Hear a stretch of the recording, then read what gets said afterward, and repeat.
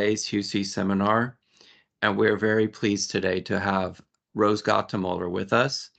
My name is Alex Littlefield, and I'm the Chief of Staff and a Fellow at the National Institute for Deterrence Studies, or NIDS for short, and I thank all of you for being here today. NIDS is a 501c3 think tank. Our motto is Think Deterrence, and we are laser focused on the theme of deterrence. We promote this focus through our weekly podcast, The NIDS View and NIDS Knowledge, our journal Global Security Review, and our events, including in-person events in DC, as well as our education through NIDS Academy.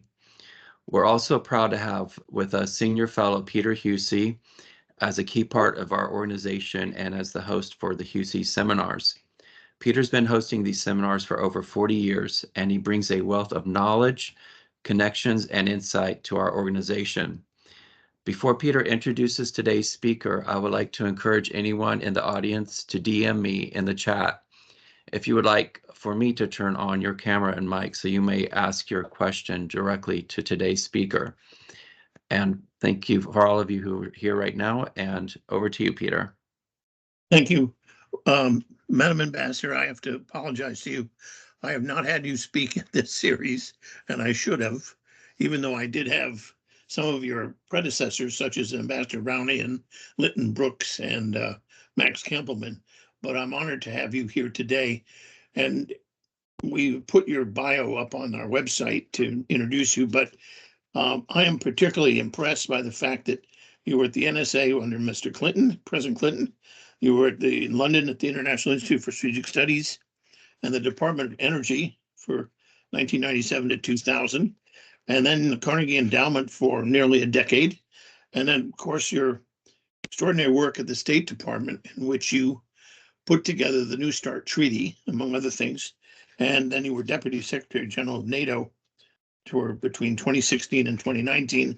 And now you're out at Stanford University at the Institute for International Studies and its Center for International Security and Cooperation, where you are a distinguished lecturer, as I understand. And it is an honor on behalf of NIDS. I want to thank you for coming and talking to us about, we're living in interesting times, as the Chinese say, and we have some real challenges, and we're interested in hearing your thoughts as one of the key members of the Posture Commission, which issued its report last October. We want to welcome you on behalf of Jim Protrosky, our president, and Adam Lowther, one of the other co-founders, and myself. So over to you, Madam Ambassador, and welcome to our seminar series. Thank you so very much, Peter. It's a pleasure and it's an honor to be with you all today for this seminar. I'm looking forward to our discussion today. I am planning to give you my views on the Strategic Posture Commission report, but Peter noted, I've spent a lot of time recently at NATO, also thinking a lot about NATO and its future. So I'm happy to talk about that and range more widely depending on what the interest is of the audience.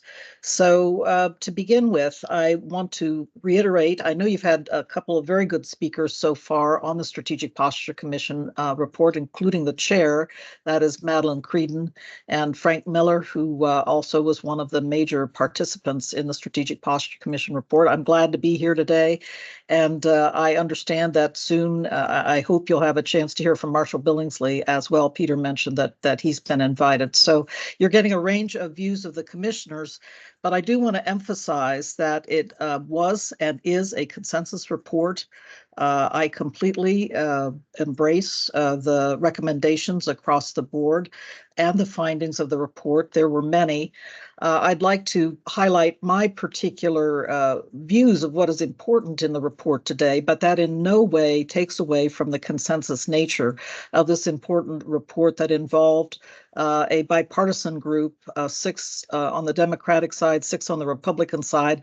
I also like to emphasize that it was 6 women and 6 men.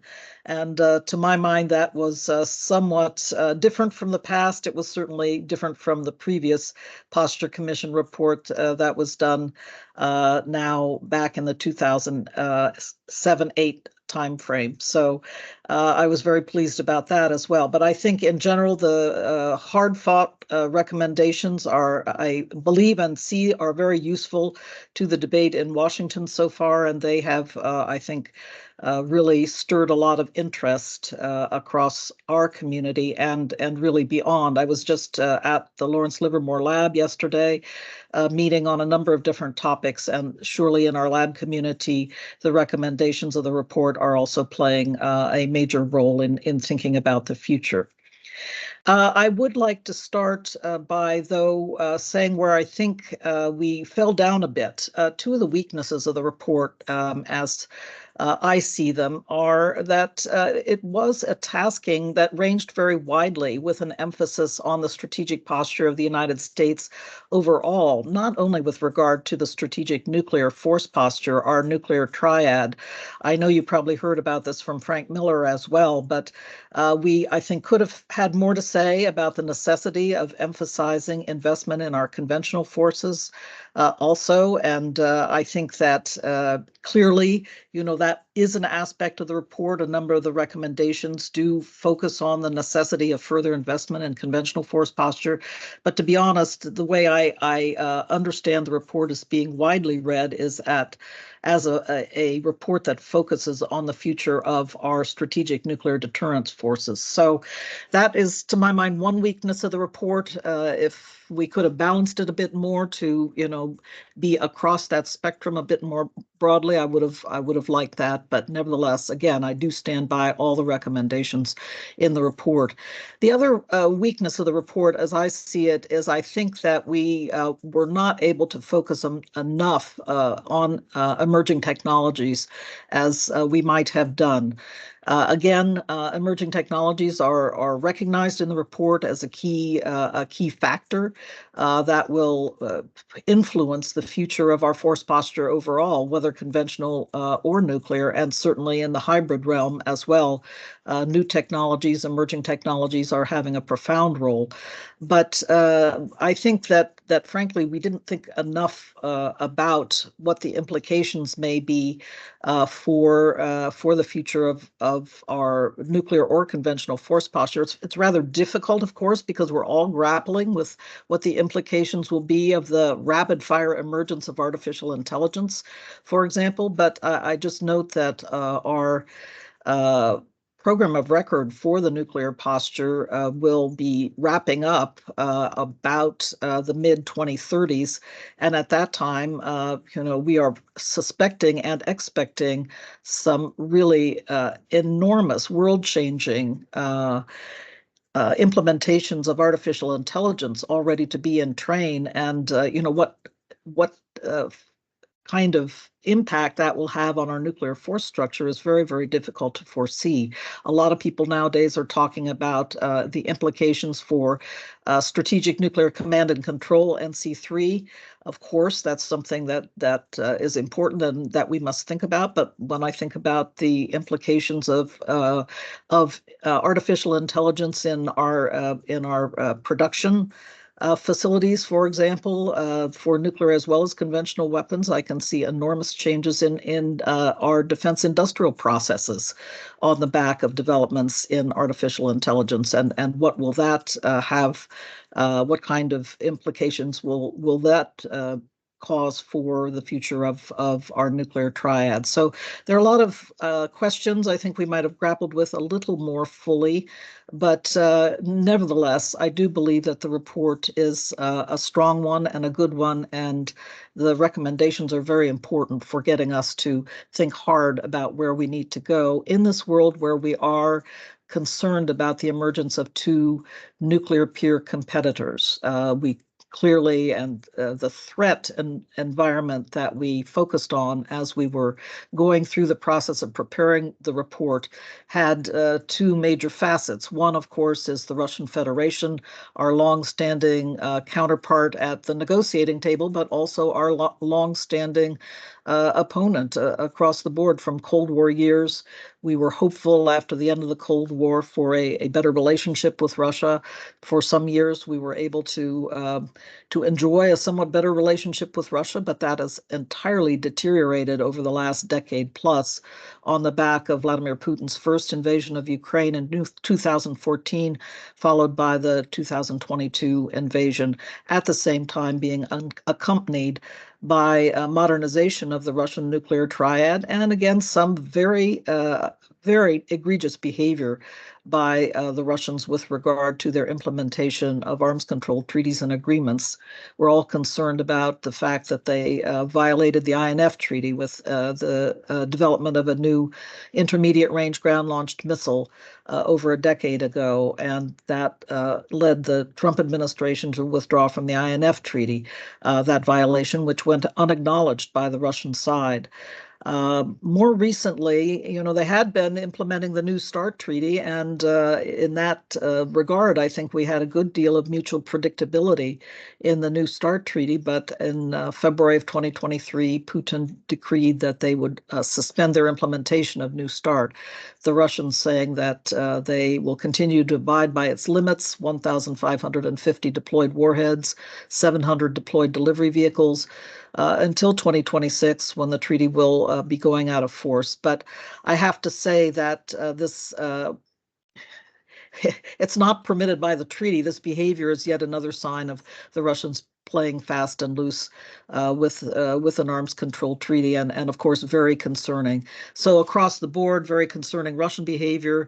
And then in addition to that, we are watching the rapid fire modernization of the Chinese nuclear arsenal, with our Department of Defense really concerned and putting the word out publicly that by the year 2035, the Chinese will have acquired 1,500 nuclear warheads. If they decide to deploy every single one of those warheads, then we are truly on the cusp of a two nuclear peer competitor problem. So that is the heart of the issue that we grappled with as in the threat environment for the Strategic Posture Commission report.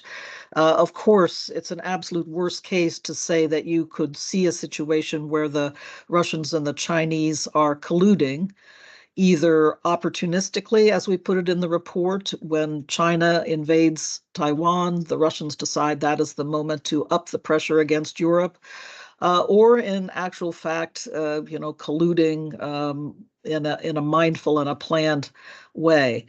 I have to say we consider that the absolute worst case, not one that was very likely, but we just saw Putin and Xi meeting again yesterday in Beijing and hugging each other, although as one of the Reuters reports I read said they didn't kiss each other, as was Brezhnev's habit. I guess that's a good thing for the international community overall.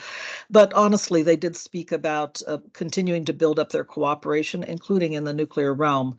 And I think that we must be concerned about that. Nuclear energy, of course, on the public face of it, but what they might be doing to cooperate in other areas related to military nuclear uses, it's impossible to say, but one must be concerned about it. So that, again, the threat environment, the worst case we have to be concerned about.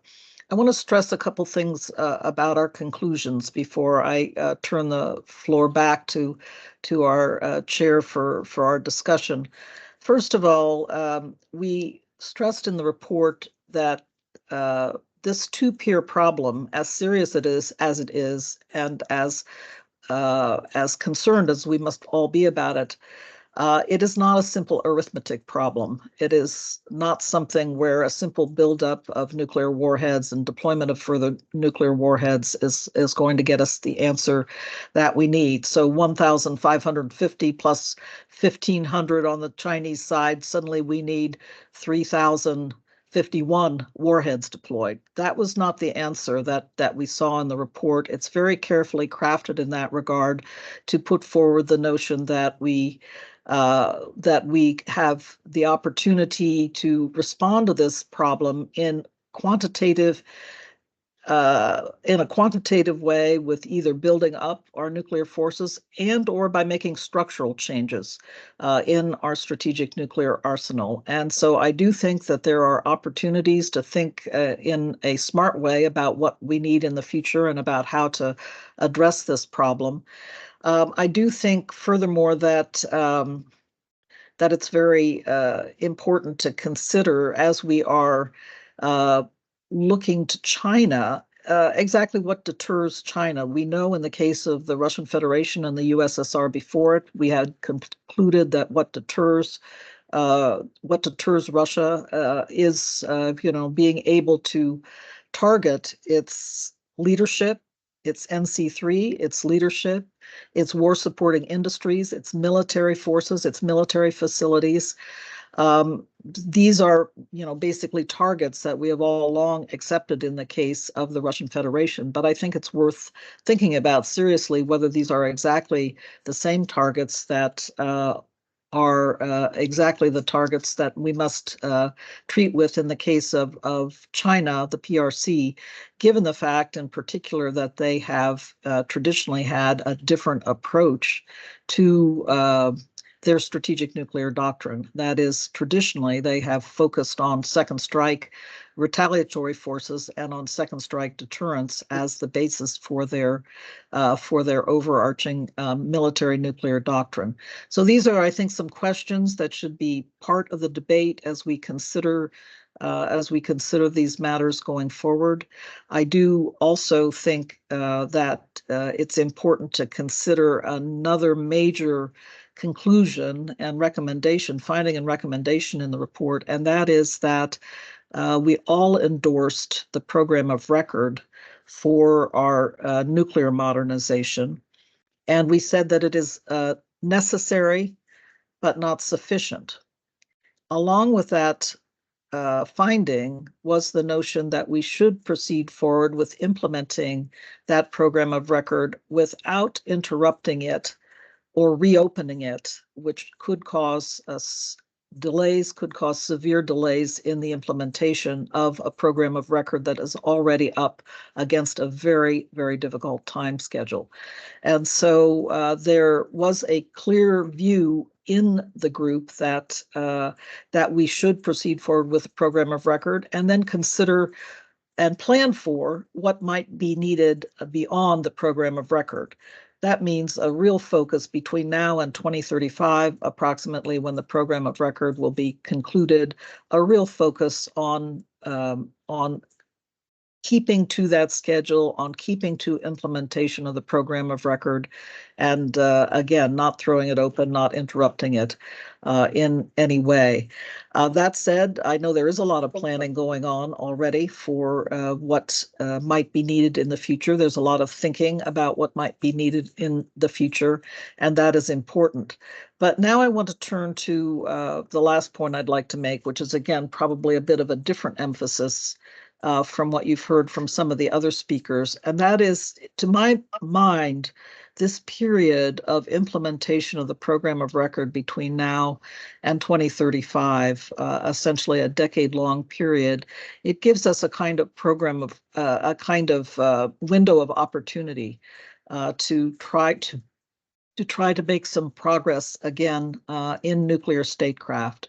And here I think it's important to continue to make the point to the Russians and to the Chinese that we are not interested in a nuclear arms race, and that we need to be looking at ways together with them to continue to constrain and control nuclear weapons and nuclear force posture. Clearly, at the moment, it doesn't look good with regard to the Russians and with Vladimir Putin continuing to be in the Kremlin. But I don't know what's going to happen in the next few years, even between now and 2026, when the New START treaty is supposed to go out of force. Furthermore, as far as the Chinese are concerned, I think this is a critical moment to make the case to them that we should be looking for ways to control and limit these systems at the negotiating table, and also make a clear point to them that it's not in their interest clearly to have an unpredictable future against which they will not be able to plan because of the potential for the United States to continue to develop its nuclear force posture and even grow it if necessary in the future. And so I do think that we have a window of opportunity at this moment. Again, there'll probably be some smiles across this group saying, what's she talking about? It just doesn't look hopeful at all at the moment to be considering future negotiations. But I do think that we need to be the ones continuing to make the case, and having the Nuclear Posture Commission report out there with its clear bipartisan recommendations about how to proceed and what we must plan for now if there is not a change in how the Russians and the Chinese are behaving in this space. This is a moment when we should be making this case. The last thing I will say in this regard is that both the Chinese and the Russians, when I and others in the commission have briefed them in track 2 meetings, have been rather, I would say, thoughtful about the report, concerned, yes, but listening carefully, asking many questions, engaging in discussions about the reasons that the report came to the conclusions it did, and not throwing it into a kind of propagandistic morass. I haven't seen major propaganda attacks on the report from either Moscow or Beijing. And in fact, both Russian and Chinese experts have told me that the report is being carefully studied in both capitals. So that gives me the idea that this may indeed be an opportunity when we can connect with our counterparts in both Moscow and Beijing to make the case for continuing to seek control on these weapon systems at the negotiating table in the process of nuclear statecraft, rather than simply at this point embarking on a nuclear arms race. So with that, I will turn the floor over to you, Peter, I guess, for are you going to be managing the discussion? In any event, I look forward to our further conversation. Well, Rose, thank you. That was very thoughtful and very illuminating. I've taken extensive notes, and as you know, I do a weekly nuclear report, which will have some of your thoughts. But let me go to some questions that I have that I think I asked Madeline this question and Frank Miller, and that is, what surprised you about the threat briefings that the commission had? Because I thought one thing you did as the commission is you asked the intelligence community, tell us what threats are there. And my understanding is you had some very extensive briefings. What surprised you about what they said? Well, to be honest, Peter, nothing surprised me about what they said, because the contours of this peer competitor problem were already very much out there in the public square and had been discussed and debated already in Washington for some months. I would say it was very useful, very, very useful to have that picture sharpened and heightened by the extent of the intelligence briefings that we received. And I am very, very grateful for the executive branch, for the intelligence community, and for the DoD, who of course were supporting the work, for the way that they made a number of briefers available to us from across the intelligence community. So we weren't just getting one IC perspective. We were hearing different opinions. As you know, inside the IC, there can be different opinions, but in the end, they added up to a very coherent and sharp picture of the threat environment we are facing. My second question is with respect to Europe and the extended deterrent that we have with NATO. What's your sense of the extent to which what Putin is doing is a bluff with respect to threatening the use of nuclear weapons, and how much is actually serious? And as Frank Miller has pointed out, he believes Putin thinks there is a weakness in our theater extended deterrent, and that may be where we could make some changes. But I'd like your perspective, particularly of your extensive work, not only on the New START strategic issue, but you were ambassador to NATO. And I think your perspective would be very useful in terms of how do you see what's going on in Ukraine? Because a lot of people that are, let's say, on the conservative side of the table are worried that Putin is actually serious and that they don't want to risk that. The administration has also said that they don't want to escalate what's going on in Ukraine for that fear. But I'm curious, I really would like your thoughts on that. Yeah, well, I wrote a piece this week in Foreign Policy about my view of this nuclear saber rattling that's going on now. I'm going to try to put it into the chat for you. Well, thank you. But in any event, I do believe that there's a certain routinization that has developed now in this nuclear saber rattling, and I think we are just going to have to adjust to it as a kind of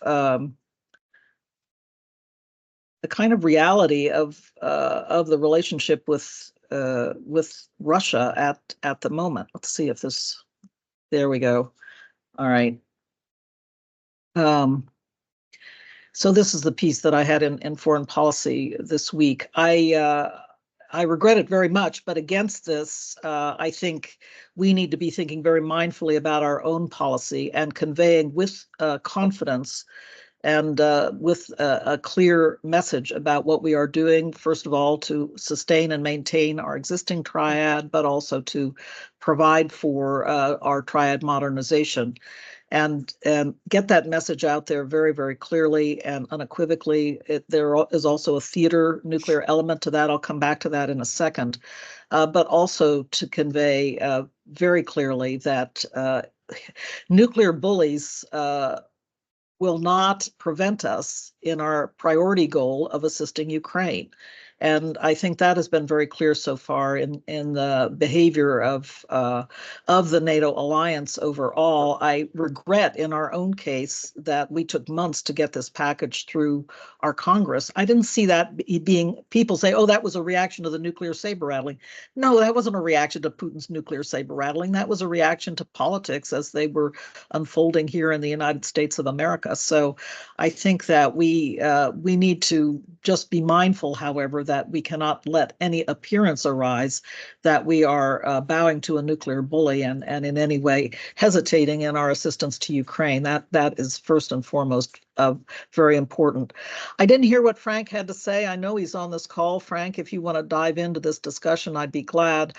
I actually am quite I'm quite positive about the extended nuclear deterrent in Europe right now for three reasons.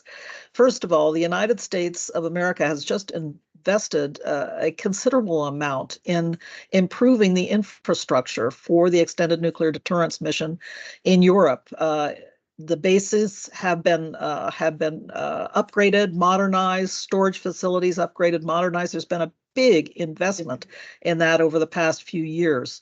Second, the B-6112 is in the course of now being deployed in Europe. We're almost there with the completion of that deployment. It is our most modern warhead. And, from that perspective, also, the extended nuclear deterrent capacity and capability in Europe is very good. And third, the issues that dogged the question of dual capable aircraft acquisition during my time only 5 years ago as NATO Deputy Secretary General, they have been dealt with again on the back of Putin's egregious invasion of Ukraine with the Germans who were, in that period, 2016 to 2019, they were really hesitating. They refused to buy the F-35 at one point. They were backtracking. Now, even the Germans are stepping forward, the Belgians, all of them saying, we are going to buy the F-35. We're moving out on acquiring and certifying these dual capable aircraft. And so to my mind, from that perspective, I think the alliance has clearly stated its commitment to this extended deterrence mission. Yeah, I think I read today that I think somewhere around 30 some odd countries are now buying the F-35. And that originally the idea was, well, maybe 5 or 6. So I think your point's very well taken. One more question before I turn it over to our audience is, it's an idea that we passed and agreed to under START 2, but the Russians then eventually amended the treaty to require us to keep missile defense in the laboratory. And so the Senate would not agree to that. But what about a proposal on the table to ban worldwide all multiple warhead land-based ICBMs? Not to the exclusion of other elements, but as a stabilizing idea, because Gorbachev wrote in 1997 in the New York Times that the ban on MIRV land-based ICBMs, he said, I'm quoting, would bankrupt Russia. I think I know what he was meaning. He was saying if they had to build the number of warheads they wanted with just single warhead RVs, to the extent to which they had ICBMs in their force versus SLBMs and bombers, it would cost a huge amount of money. And MIRVs are much cheaper. I understand that. I still think, however, that the ban that was in START 2 was a good idea, that it does bring stability, and your ICBMs then become more of a, much less of a target and much less of a tool for preemption. They're still nuclear weapons, and still, you use nuclear weapons for leverage, as you see what Putin's doing. But what about, Rose, an idea that worldwide you don't necessarily ban overall numbers until you get your hands on that? That's a tough one because of the number of countries involved. But what about a ban on MIRV land-based ICBMs? Just make it universal. Well, Peter, I actually agree with you. I think that ban in START 2 was a very good and very stabilizing step at the time, and we got the USSR to agree to it in the years after the breakup of the Soviet Union. It was my clear perception that the answer from their side was never again when we were diving into the New START treaty negotiations, and indeed they proceeded with a light MIRVing of their newer ICBMs that they've deployed in the time since. And frankly, now, honestly, I mentioned in my remarks that the notion of addressing this two nuclear peer problem can be done either by increasing numbers and or making changes in the structure of our strategic forces. And one of the things I have in mind by that notion of changing the structure is perhaps to make use of MIRVing if we need to have more operationally deployed warheads. So to be honest with you, as stabilizing a measure as it is, I agree with you 100%. I think it's in a way, it's an idea whose time has come and gone. I'd like to be contradicted in that regard, but that's how I think about it nowadays. Okay. Interesting.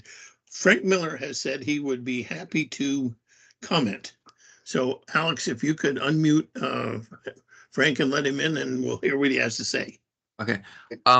Thank you. Kirk Fancher has been waiting patiently for a while. So after Kirk asks his question, then Frank will be up next. Okay. So yeah, let's Go hear ahead, Kirk. from Kirk. Okay. A little bit of background. Ambassador Gottemoeller, thank you for talking to us today. I had the privilege of working on the Defense Department side during New START and Nuclear Posture Review as the Air Force Force Panel lead. I would like to get your take on how much of what we're doing in the Strategic Posture Review is repairing mistakes that I believe we made in the New START treaty, in particular in reducing the number of ICBMs and the impact it's had on our corporate knowledge in that area, which we're now seeing reflected in McCurdy-Nunn breaches and things of that nature. I mean, we had a big concern with both Russian signaling at the time that seemed to indicate that they were perhaps not committed. And we had some very grave concerns over the impact on our extended deterrence and the impact on our ability to maintain our nuclear capabilities at these lower levels. So I'd like to get your perspective. We are where we are now. We're looking back with the benefit of hindsight.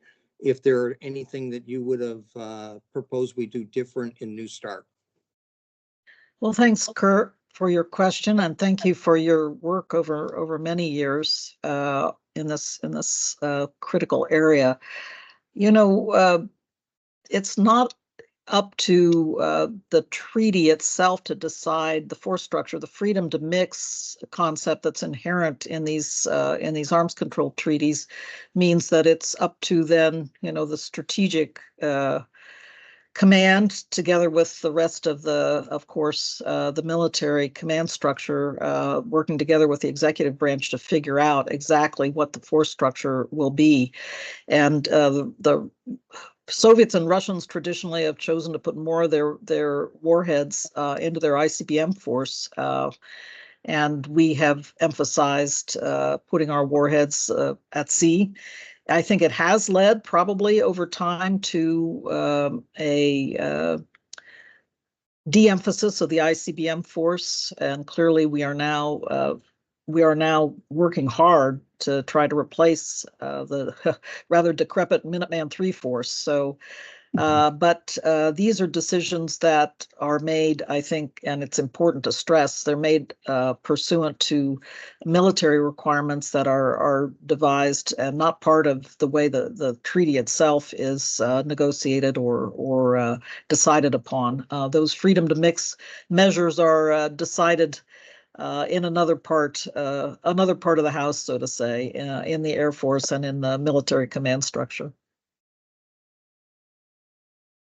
Okay, thank you, Rose. Is Frank there? Frank Miller? Yes. I am. Hey, Frank. Hi. Hey, Rose, how are you?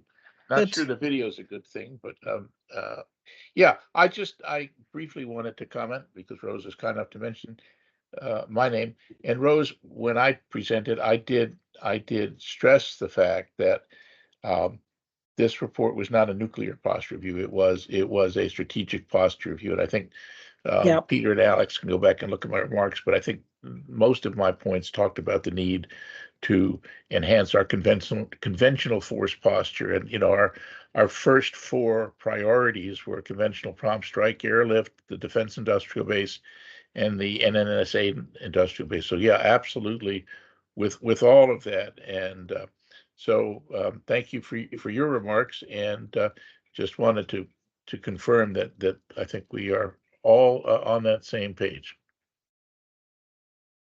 Do you want to say anything about the extended nuclear deterrent in theater settings, Frank? No, I think, well, I will say that I think you summed it up correctly, that Mr. Putin has strengthened NATO in an odd way. He has brought everybody back into the recognition that nuclear deterrence and the DCA force is important. He's certainly strengthened us geographically by bringing Sweden and Finland into the alliance with their capable military forces. And I think that there may be innovative ways of bringing Air Force elements from, say, the Poles or the Finns or other F-35 nations into a DCA role, not based in their own countries, but integrated into other existing NATO DCA forces. But your point about moving to a fifth generation aircraft, the F-35A, as well as moving to finally implement the B-61-12 program, is spot on. It's a good thing that NATO is doing that again. You certainly had the hard fight when people weren't particularly prepared to listen. But again, I mean, in an odd way, Vladimir Putin has helped all of us. Yes, isn't that ironic? His strategic goal was to put NATO Split down NATO. and shove it away, and Yes. it has had absolutely the opposite effect. Right. So thanks for including me for just a second there, Alex. I appreciate it. Oh, my pleasure. Back to you, Peter. Rose, let me, I'm going back in a little Good, bit I'm of off. time, and when I remember hosting Max Kampelman and Lytton Brooks together, and it was 85, and things looked kind of gloomy. Gorbachev had actually increased the deployment of SS-20s, increased aid to Cuba and Nicaragua, sent more troops to Afghanistan, and trying to bully the United States. And Yet 2 years later, you got INF, and then 4 years later, 91, you had START 1, and then 2 years after that, START 2. And then the collapse of the Soviet Union, particularly dealing because of solidarity and the election in Poland, and basically the Soviets not willing to use tanks to go in fact, Lech Walesa got elected, first free election in the Eastern Bloc in its history. The president comes to you and says, Madam Ambassador, sit down with the Chinese and let's figure out something we can do with respect to arms control. And let's say we're talking about measures that can enhance our understanding and, confidence building measures, as well as maybe something on force structure. What kind of things would you look at to do? Because I agree with you. I've been one that for 40 some odd years been supportive of arms control and thinking that, I'd rather cut 25,000 warheads out of our force than have to build them. And what are your thoughts as to where we might go? Because I think this has to be a bipartisan, nonpartisan, joint effort by every administration from here on out. I don't think we can just pick and choose. No, we're not going to do that this year or this administration.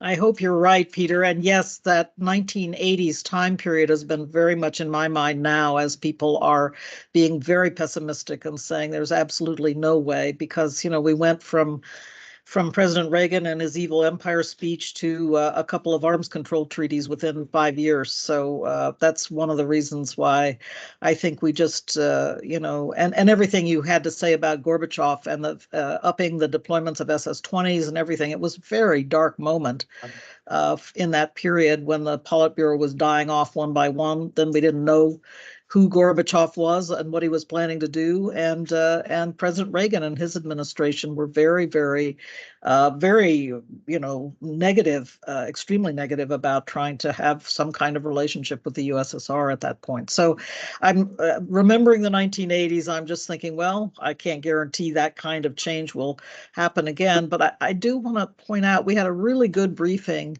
today, or not today, but this week at Stanford by Stedman Hinckley, who retired not so very long ago from the CIA, and he's got a very good unclassified briefing nowadays. If you have an opportunity, he's been briefing it around various places. He's out on the West Coast this week, but he talks about, again, how brittle the Kremlin regime is and how we cannot predict, that Putin might be there 10 years from now, or he might leave the scene tomorrow. So I think it is important to be reminded that change can happen very quickly in this space.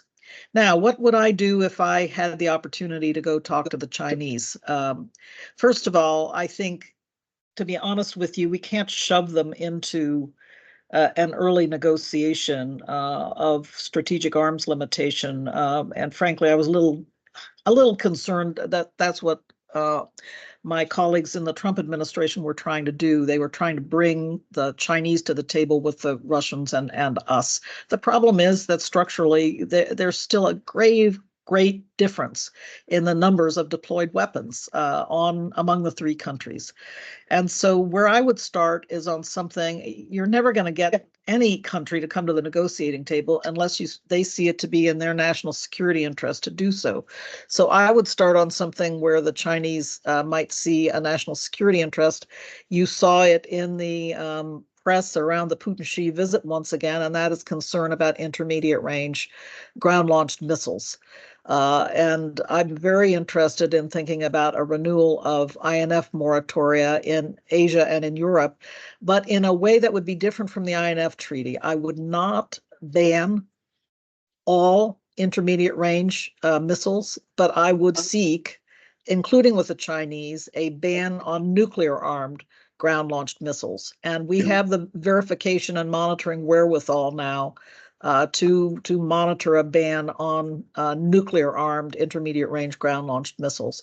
I think it would be helpful at this moment. You can see the uses to which they're being put in the Ukraine war, including the Russians apparently launching some DPRK missiles at 900 kilometers range into Ukraine. They are coming into general use, it occurs to me, across Eurasia, and that we should start, in my view, with trying to negotiate a moratorium in Asia and another one in Europe, responding, frankly, to Putin's proposal in October of 2020 for a European moratorium on ground-launched nuclear-armed intermediate-range systems.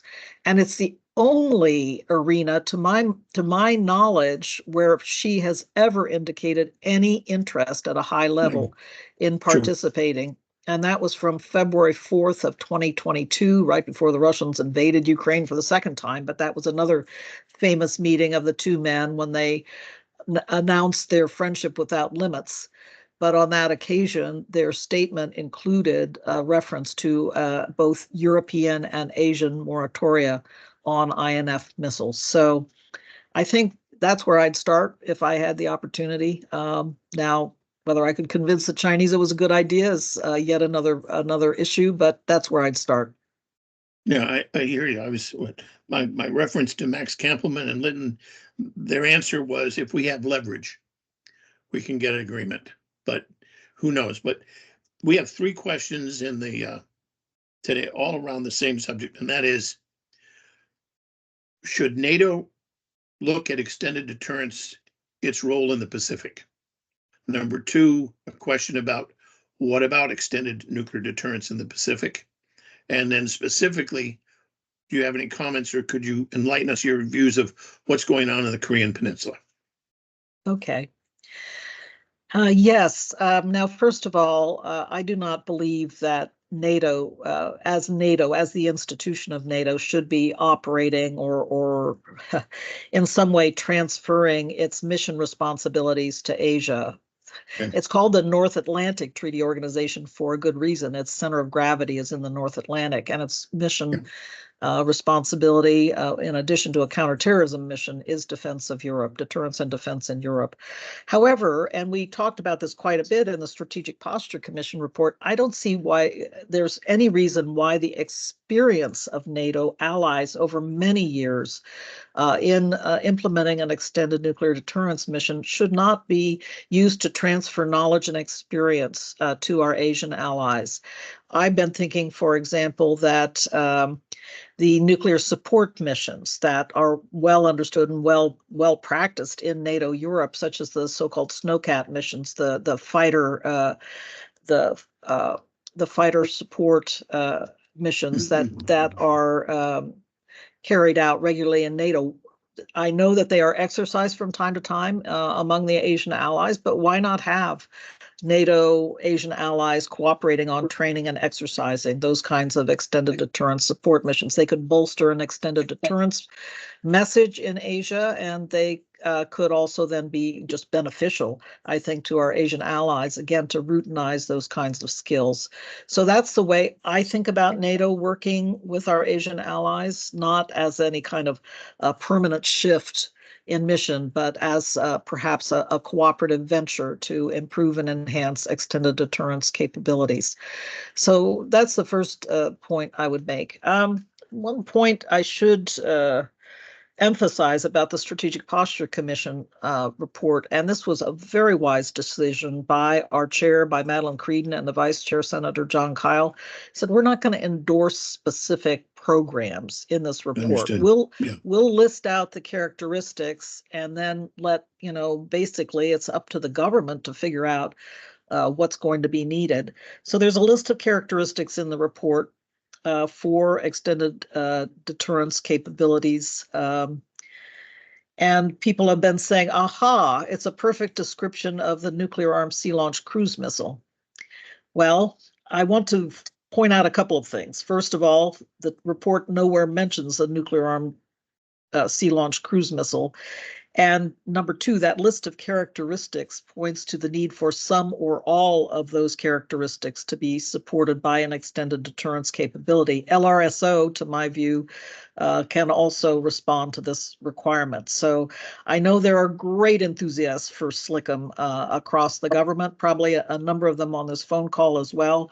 I think that the fact that this capability is not going to be available for deployment until 2035 or maybe even beyond, to me, that represents an insuperable problem. We've got an extended nuclear deterrence requirement now. Why don't we be thinking about how we can provide more capability now? And so I'll just put it that way. As to what's going on with DPRK, again, we do mention DPRK. It was very much part of our threat briefings that we received. I have to say, when I think about what DPRK is up to today and the way they've changed their approach to South Korea with a much more threatening stance, declaratory policy and doctrine have changed entirely. This has happened since we rolled out the Strategic Posture Commission report last October. So there's no question in my mind they have adopted a more threatening stance, not only to our allies in Asia, but also to us as a whole. So I kind of wish, frankly, we had a little bit more emphasis on DPRK in the report. But we certainly recognize the problem, and we certainly recognized that we needed to exercise a firm deterrent in the face of North Korean threats as well. Let me ask you a $64,000 question of someone who spent 2 years going to college there at Yonsei University. And would you support, or what about the idea of having American nuclear weapons, but theater systems in Korea? Or at sea near Korea, so that they see a theater option for nuclear weapons there.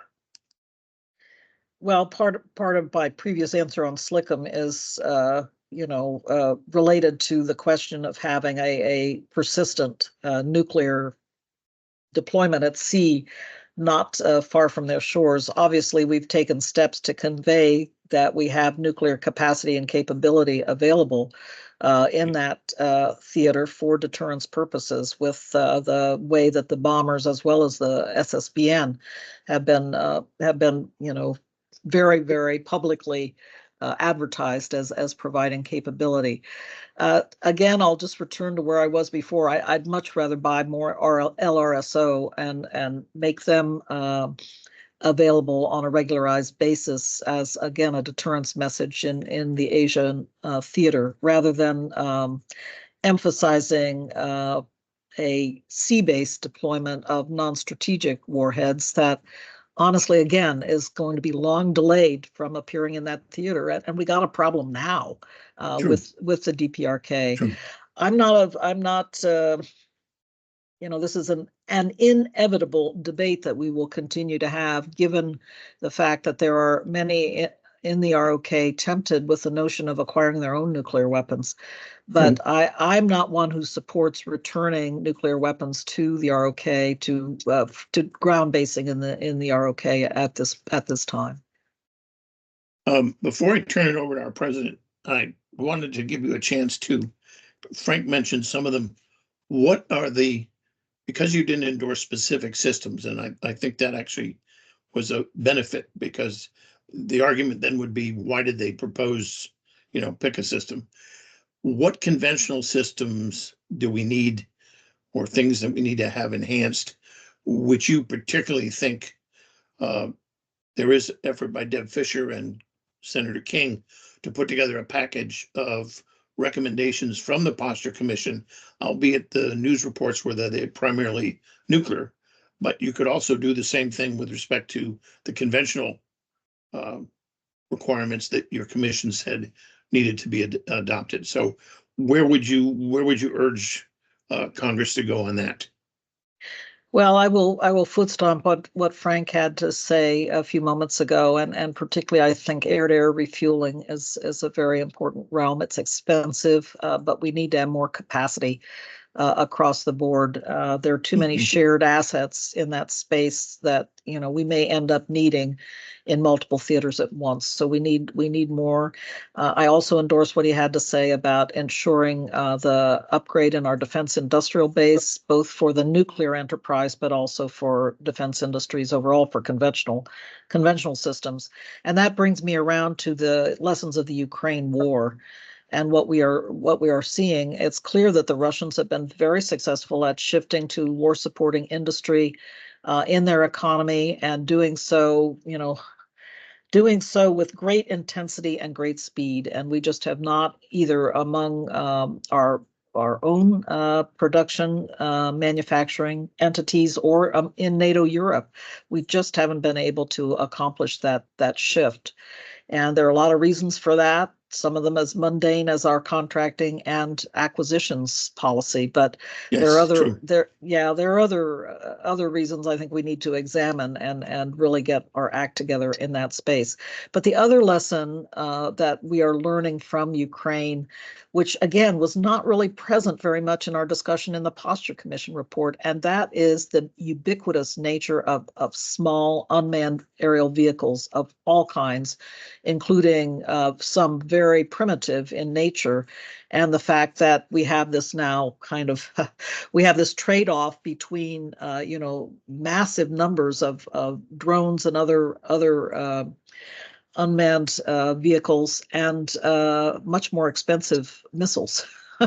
Yes. And defensive systems as well, defense interceptors. And so we just need to be thinking about cheaper ways to defend against drone swarms, to be frank. And again, this was a topic we didn't think about very much in the report. I would say our emphasis was very much on looking at high-end systems, but this is a lesson of the Ukraine war that I think we really must take into account and must begin to take some mitigating steps.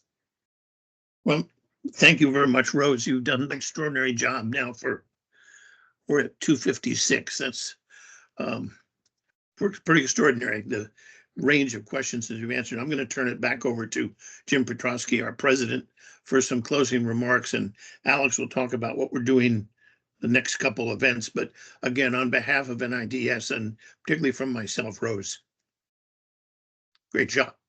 Thank you, Peter. Over to you, Jim. You're muted, sir. Yep, every time. Yeah, so Ambassador Gottemoeller, I appreciate your time that you've taken to talk to us here. This is really extraordinary how much effort goes into keeping us, at peace and preserve our prosperity and our way of life here in the U.S. And the amount of work that you've done to this can't be just caught in such a short talk with us. But I'm always enamored to hear about these things and how much work goes into this. And I just hope that the NIDS can pass on to the country and to the seminar members and everyone else how important this is, because that's part of our mission. And I know it's been part of your mission. So thank you so much for your tireless efforts on these and on these things. And to our audience, thank you. I remind you, get the word out. We'd like to see this grow because I think it's important. And to our sponsors, thank you for sponsoring these events. And to Peter Huessy and, of course, Alex, who make this event run. You do the hard work. But it's truly amazing, how much can be discussed in these issues in such a short period of time. So if you find these, useful and interesting, pass it along. Let others know. And I'm going to pass it on to Alex, let you know what else is happening here. Thank you so much. I appreciate it. Alex? You're muted, sir.